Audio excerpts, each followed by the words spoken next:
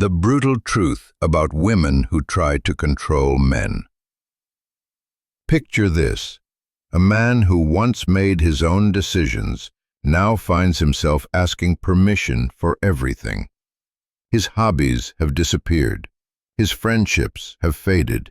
His confidence has eroded. He looks in the mirror and barely recognizes himself. This is not a story about villainy.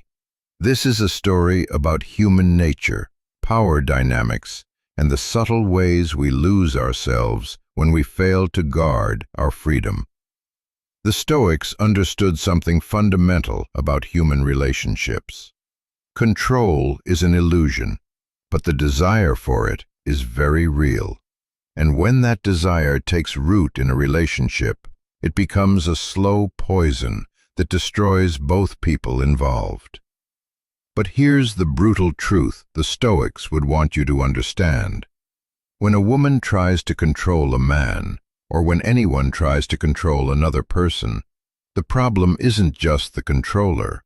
It's also the person who surrenders their freedom. Marcus Aurelius wrote, "You have power over your mind, not outside events.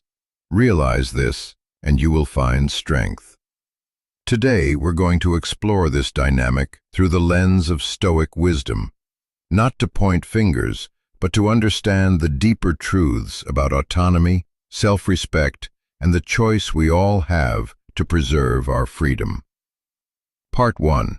Understanding the controlling dynamic. 5 minutes. Let's be clear from the start. Controlling behavior isn't about gender. Men control women. Women control men. Parents control children beyond healthy boundaries. Friends manipulate friends. This is a human issue, rooted in fear, insecurity, and the mistaken belief that we can find security by controlling others. But we're focusing on a specific dynamic today because it's often misunderstood and rarely discussed with philosophical depth. When women attempt to control men in romantic relationships. Why does this happen? The Stoics would tell you to look beneath the surface behavior to the underlying cause. Seneca said, "We suffer more in imagination than in reality."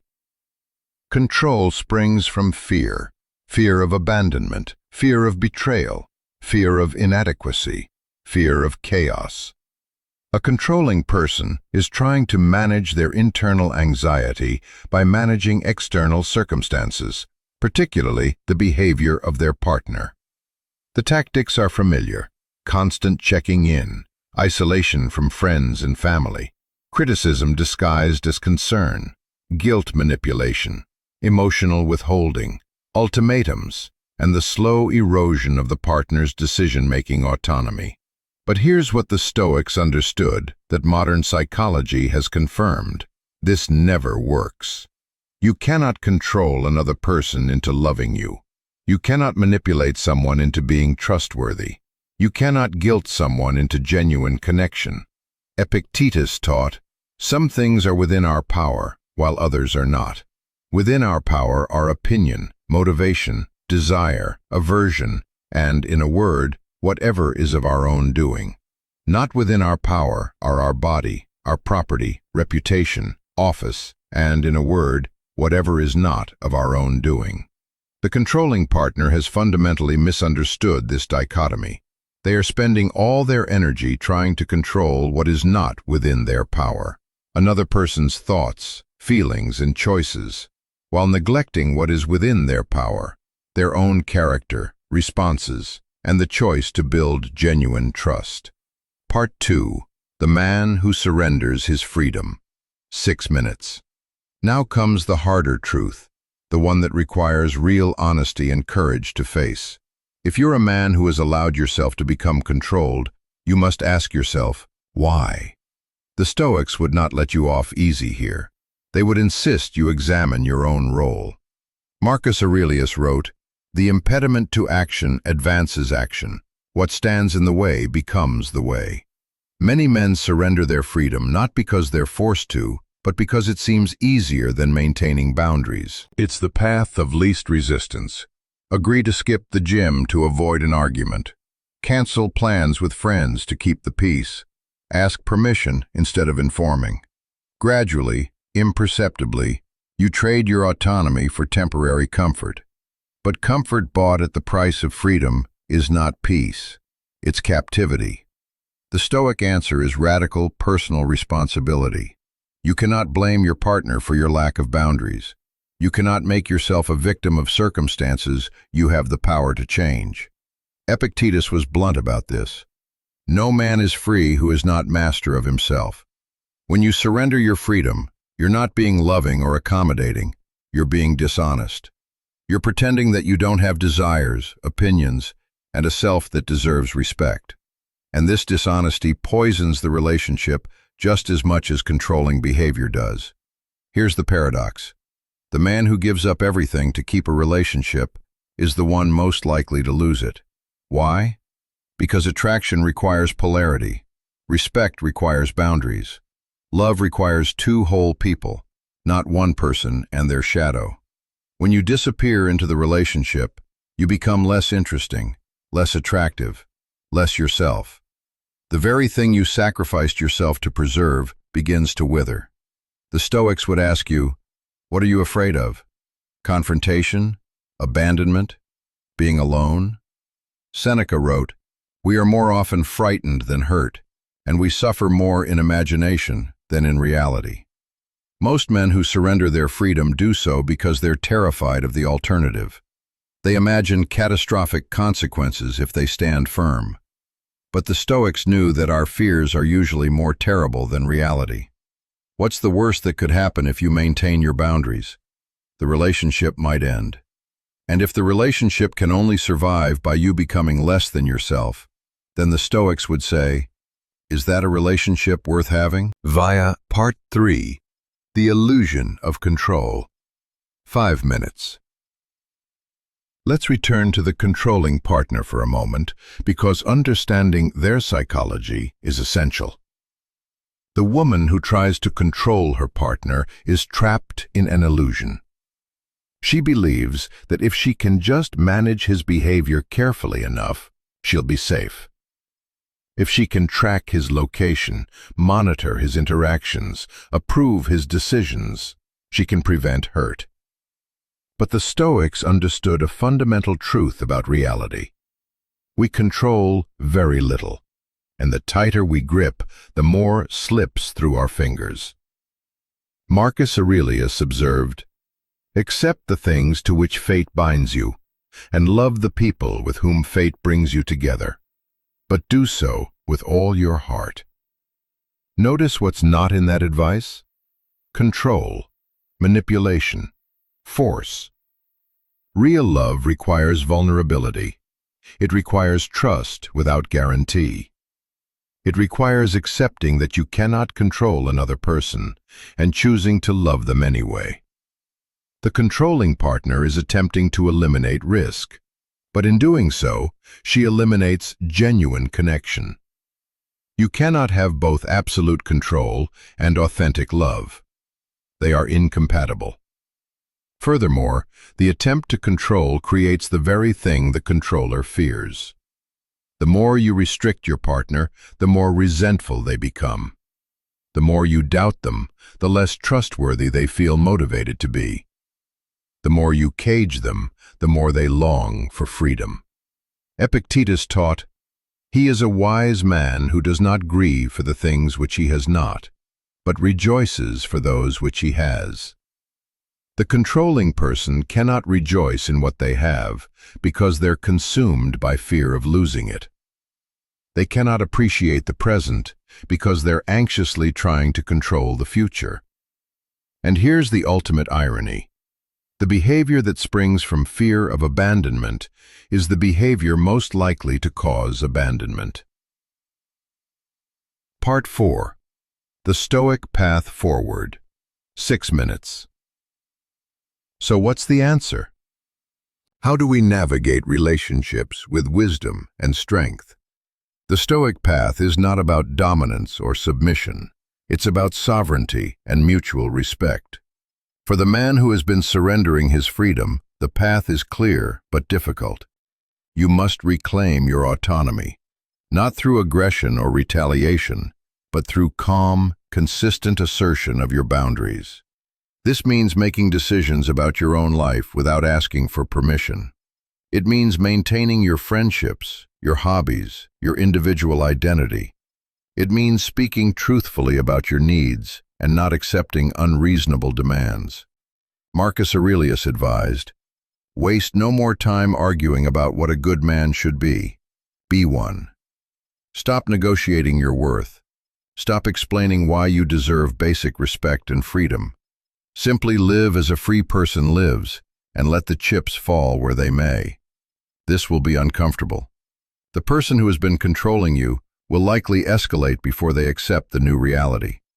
There will be arguments, accusations, emotional reactions. The Stoics would tell you, this is not your problem to fix by surrendering again. Your job is to remain calm, clear, and consistent. Your job is to control what you can control, your own behavior, and let go of what you cannot control, her reactions. Seneca wrote, "True happiness is to enjoy the present without anxious dependence upon the future. Not to amuse ourselves with either hopes or fears, but to rest satisfied with what we have. Rest satisfied with your integrity. Rest satisfied with your self-respect. If the relationship cannot survive you being a whole person, then it's not the right relationship." For the woman who has been trying to control her partner, the path is equally challenging. You must face your fears directly instead of trying to control circumstances to avoid them. This means doing the internal work to understand why you're so afraid. It means building your own sense of security that doesn't depend on controlling another person. It means learning to sit with uncertainty and trust anyway. The Stoic practice of negative visualization can be helpful here. Imagine the worst-case scenario. Imagine your partner betraying you, leaving you, disappointing you. Sit with that fear. Feel it fully. And then ask, could I survive that? Would I still be okay? The answer is yes. You would survive. You would be okay. This doesn't mean it wouldn't hurt, but it means you're stronger than you think. Once you realize you can survive the thing you fear most, you no longer need to control everything to feel safe. You can love freely. You can trust. You can let your partner be autonomous and still feel secure. Part 5. Building something better. 4 minutes. The Stoics believed in living according to nature and reason. In relationships, this means understanding what a healthy partnership actually looks like. A healthy relationship is not about one person submitting to another. It's not about control or surrender. It's about two sovereign individuals choosing to walk together, each maintaining their own integrity while supporting the other's growth. Epictetus said, "Freedom is the only worthy goal in life. It is won by disregarding things that lie beyond our control." In a relationship, this means both people accepting what they cannot control. They cannot control their partner's thoughts, feelings, or choices. They can only control their own character and behavior. This creates a paradox that is actually beautiful. When both people give up trying to control each other, they create space for genuine intimacy. When both people maintain their individuality, they have something interesting to bring to the partnership. The relationship becomes not a prison or a power struggle, but a voluntary union of two free people who choose each other daily. This requires several things. First, clear communication. Say what you mean what you say. Don't expect your partner to read your mind or manage your emotions for you. Second, maintained individuality. Keep your friendships, hobbies, goals, and sense of self. You are not half of a whole. You are a whole person in relationship with another whole person. Third, healthy boundaries. Know where you end and your partner begins. Their emotions are not your responsibility to fix. Your choices are not their domain to control. Fourth, mutual respect. Treat your partner as a sovereign individual with their own valid perspective, desires, and autonomy. Expect the same in return. Fifth, acceptance of risk. Love always involves risk. You could be hurt. You could be disappointed. You could be abandoned. The Stoic embraces this risk as the price of genuine connection. Marcus Aurelius wrote, "Everything we hear is an opinion, not a fact. Everything we see is a perspective, not the truth." Approach your relationship with this humility. Your partner's perspective is as valid as yours. Their needs matter as much as yours. Neither of you has the monopoly on truth. Part 6. The choice that defines you. 3 minutes. We arrive at the fundamental choice that every person in every relationship must make. Will you live as a free person or as a captive? Will you respect your partner's freedom or try to control it? Will you take responsibility for yourself or make yourself a victim of circumstances? The Stoics believe that our choices define our character, and our character determines our happiness. You cannot control whether your partner is trustworthy, but you can choose to be trustworthy. You cannot control whether they respect you, but you can choose to respect yourself. You cannot control whether the relationship survives, but you can choose to maintain your integrity either way. Epictetus taught his students, "Make the best use of what is in your power, and take the rest as it happens." What's in your power? Your words, your actions, your boundaries, your honesty, your courage, your willingness to walk away from what doesn't serve your highest good. What's not in your power? Your partner's choices, their emotional reactions, whether they choose to grow, whether they choose to stay. The man who understands this stops trying to please his partner into loving him.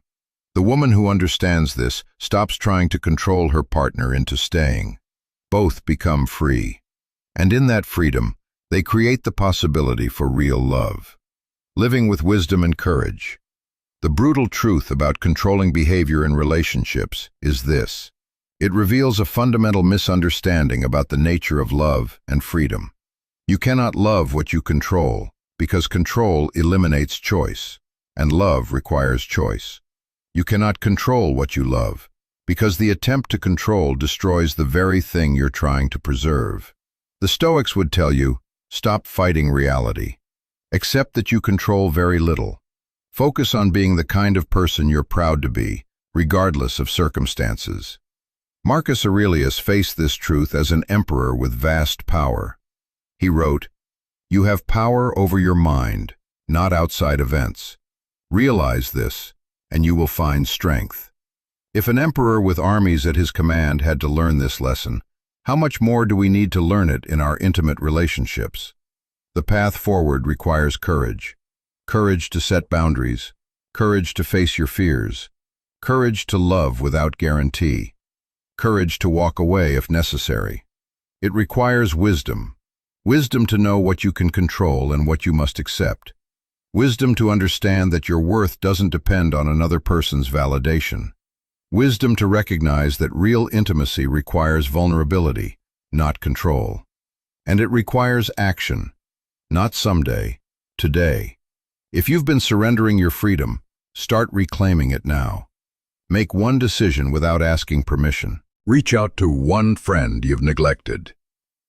Do one thing that expresses your authentic self. If you've been trying to control your partner, start letting go now. Choose trust over tracking. Choose vulnerability over vigilance.